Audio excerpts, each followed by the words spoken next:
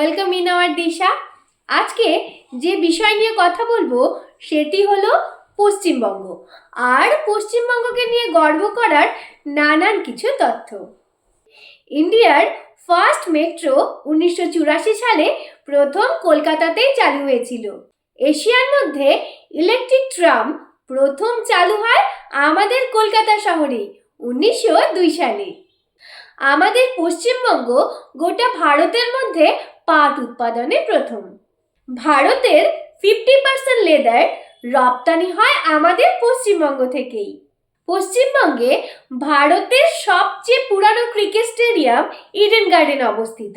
পশ্চিমবঙ্গের কলকাতা শহরে অবস্থিত বিবেকানন্দ যুবভারতী ক্রীড়াঙ্গন, যেটি ভারতের মধ্যে সবচেয়ে বৃহত্তম ফুটবল স্টেডিয়াম।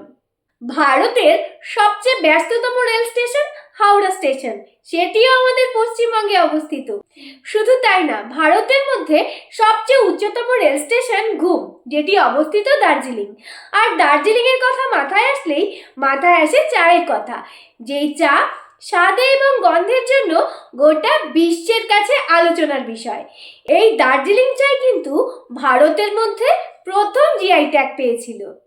ভারতের মধ্যে সবচেয়ে প্রথম নোবেল পুরস্কার যিনি পেয়েছেন তিনিও আমাদের পশ্চিমবঙ্গের বাসিন্দা, আমাদের গর্ব রবীন্দ্রনাথ ঠাকুর। দক্ষিণ এশিয়ার প্রথম মহিলা সার্জেন্ট কাদম্বিনী গাঙ্গুলি, তিনি আমাদের পশ্চিমবঙ্গেরই বাসিন্দা।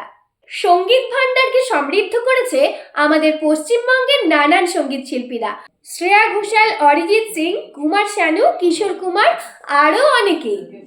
চলচ্চিত্র জগতেও আমাদের পশ্চিমবঙ্গের অভিনেতা এবং অভিনেত্রীরা যথেষ্ট অবদান রাখে।